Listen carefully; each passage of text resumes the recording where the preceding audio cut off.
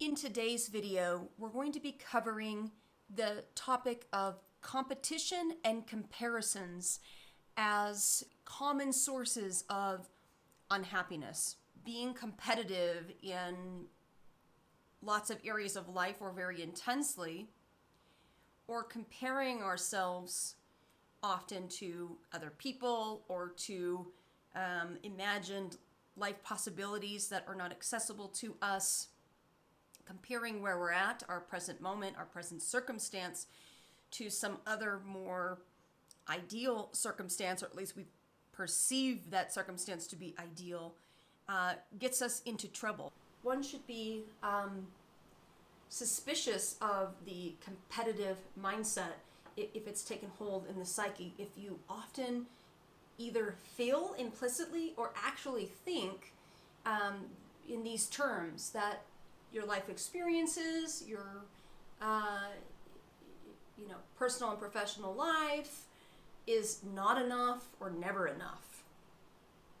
You're hooked into this. If that is, again, if you're aware of that, that's probably better than if it's implicitly just operating in you. So really do some soul searching, right? And how often or how entrenched is this not enough, never enough mindset in you? That is what Bertrand Russell's calling the competitive mindset, and he thinks it's a mindset that is a habit of mind that is misguided and that is a common source of unhappiness, and that you would fare well to excavate that and to examine that, as we're going to do. So the person who is more or less, not going to go hungry or be homeless, who has a means to earn a living and a livelihood and relative security, often gets caught in the rat race, the struggle for success, keeping up with the Joneses. This is still a very common way to live.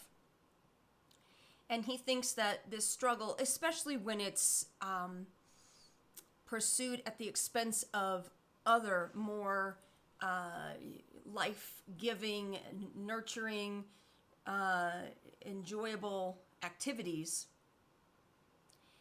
is futile, is never-ending, and causes us to lose sight of what matters most in life. A lot of people have realization, perhaps they go through a midlife crisis or just a crisis for that matter, and going, what is all this for? Why do I keep striving so much? Why do I sacrifice so much to get this success that's never forthcoming? And I think we can see that crisis as an awakening of sorts, a portal to shaking this mindset up, that maybe this is the beginning of becoming disillusioned to this mindset. Disillusioned, especially for our purposes, to the promise it extends. And that promise is a false promise, and that is to struggle for success at the expense of life itself, or one's spiritual development or creative potential, does not offer the happiness that it suggested at the outset. He says, quote, the struggle for success leads to an undue cultivation of the will, or what the Buddhists call striving, at the expense of developing the senses and the intellect. This would be somebody who prioritizes their job above all else. Perhaps we're at the extreme portraying the workaholic, who is a slave to professional advancement and earning more money. And this chase is really connected to the chase for bigger and better. And remember, the catchphrase, not enough, never enough, is a hallmark of this mindset. So it would make sense that somebody who is influenced by not enough, never enough, would be chasing bigger and better. There's an expression that apparently arose in Britain at the end of the 20th century, and this expression is money rich, time poor.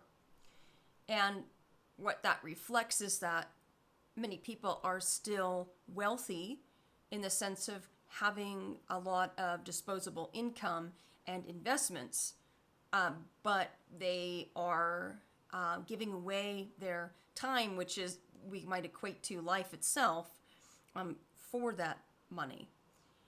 And there is a backlash to this, of course, and that's a really good thing. It's not like we're all adopting workaholism and there's no dialogue about the destructiveness of that. There is, and I'm just sort of reinforcing that with this teaching, the era in which we fought for an 8-hour workday, right, where in that campaign, right in the early 20th century, activists were talking about the ideology of 8-8-8, chopping the day up into thirds and promoting the reasonableness of 8 hours for sleep, 8 hours for work, and 8 hours for recreation or leisure or whatever you want to do. The excessive pursuit of making money screens out opportunities for leisure that vitalizes us and relaxation that helps us recharge and get rid of the worries associated with securing money and doing well in our work, especially as that goes through flux. We go through gains and losses. The time of this filming, we're at the heart of a global pandemic. And if we're so attached to making money and progress and getting ahead, right, this is going to be a lot harder for us because this is a global setback. He reviews that education used to be conceived very largely as or broadly as a training in the capacity for enjoyment in this faculty, in what he calls the delicate discriminating pleasures in literature, music, and the arts, and what we might call today a true liberal arts education, right? Because he makes this point that I like: unless you're taught what to do with success after getting it, the achievement of it must inevitably make you bored, right? That you don't know what to do with yourself, after when you're retired, for example. In this Time magazine special edition, The Science of Happiness, that came out in, I think, 2016, originally, talks about, in one of the early articles in this magazine called Secrets of a Happier Life, she talks about how if we're always preparing for a better future and trying to get stuff done and manage our to-do lists every day and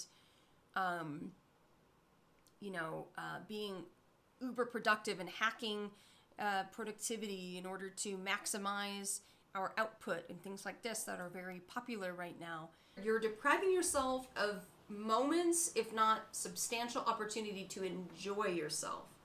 So, at the end of the day, and maybe if you have a midlife crisis because this achievement orientation taken to excess is not delivering, and is just creating this ever-increasing burden of stress and exhaustion and burnout in you, you get to a point where you say, what is all this for? Right? I'm never living. I'm never getting to anywhere where I can actually take a break. And that's the beginning of that, what I described earlier as, disillusionment and liberation. Because the only way enjoyment can flow into our lives and our experiences is in the present moment. Similarly, there is a idea of the someday myth, or the I'll be happy when syndrome, which is very related to this. Emily Fletcher on Mind Valley does a little 3-minute video on the I'll be happy when syndrome that I'll link down below. He anticipates an idea that is a kind of a staple idea now in the happiness economics, positive psychology, science of well-being tradition that we now have inherited ourselves just in the last 20 or 30 years. And that's the idea of the hedonic treadmill. The hedonic treadmill. And I think I'm going to reference a description of this given by Jonathan Haidt. He says in this book, on an exercise treadmill, you can increase the speed all you want, but you stay in the same place. Because you can't change your natural and usual state of tranquility, the riches you accumulate will just raise your expectations and leave you no better off than you were before in terms of happiness. Yet not realizing the futility of our efforts, we continue to strive, always wanting more than we have. We run and run and run like hamsters on a wheel. It should be noted that he's using another related idea from happiness economics called happiness set point, when he references that you can't change your natural and usual state of tranquility. Happiness set point is critical in overall happiness in that it sort of constrains the happiness we can sustain given changes in our circumstance and changes in the activities that we do, because we more or less adapt back to our baseline happiness that might be part genetics, part disposition, part our upbringing and the way our brain is wired. And this other researcher, Dan Gilbert, pointed out in the introduction in this book that we return to happiness set point after big windfalls and big catastrophes in a mere or measly 3 months. That would be 6. 3 months. 3 months. That's all it takes for us to resume our basic level of happiness before we won the lottery or lost a leg. And I think that defies our imagination. We think that if we had some horrible illness or had some wonderful opportunity that we would be set for life in terms of happiness. We're not. We're actually set by the set point more than we realize. Martin Seligman notes that the hedonic treadmill is getting on a path that creates a condition that causes you to rapidly and inevitably adapt to good things by taking them for granted. So as you accumulate, whether it's possessions, accomplishments, your expectations rise. The deeds and things you work so hard for no longer make you happy. They become sort of part of a background. You take them for granted. They become a new norm. You need to get something even better to boost your level of happiness into the upper ranges of its set range.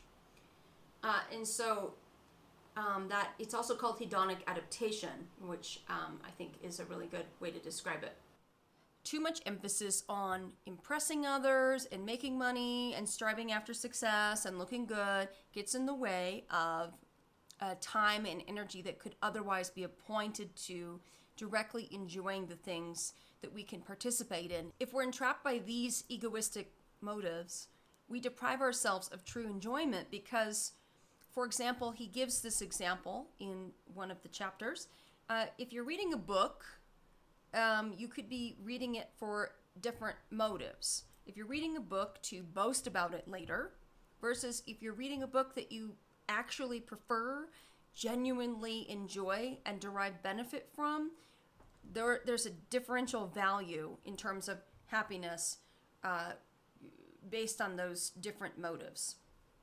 The desire to outshine, outperform, be the best, to win is not healthy. It's not healthy, and we run into trouble because we can't secure that. Other people are trying to do the same, for example, and other people are good at things we're not. We're limited, we depend on each other, and the ego doesn't like this. So it tries to maximize its own good, secure more of the good, advance itself, and is constantly being buffeted and buffered by the larger flow of life around it, putting it in its place, checking it, challenging it. And if we can accept that, right, and get beyond ego, then things flow much better for us.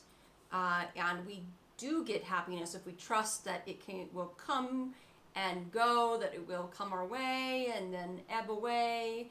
If we can tolerate that, then we actually have a chance at securing genuine happiness rather than trying to force it and contrive it and manipulate it out of experience that we often end up doing. That's the work of the ego.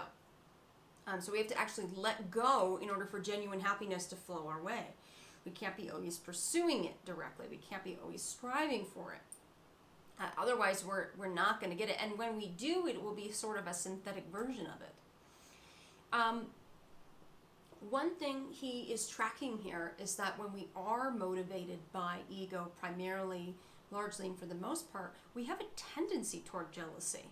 We have a tendency toward jealousy because others have what we don't yet have. Others have what we're striving to get. It's this never-ending evaluation of what we're cut off from in the present moment, right? Because human beings don't really deal well with limitations, and I think it's very good to and healthy to grapple with limitations and to ground into limitations, and to not always classify things so knee-jerk readily as good or bad. There's a part of our sort of primitive mind brain that does this, and it causes a lot of reactivity in the world to be auto-classifying everything that we're encountering as good or bad. I like this, I don't like this. And the Buddhist will say, I attach to this, or I feel aversion to this. This gets in the way of living in a sane, balanced, calm way. It's not a happy way to live, because how can we always be encountering the good and finding the good? Getting out of this comparison mindset allows us to take things as they are in their whole uniqueness in and of themselves, that they can be valuable for what they are, and they're always limited. Every life experience is limited. Every activity is limited. Every other person is limited.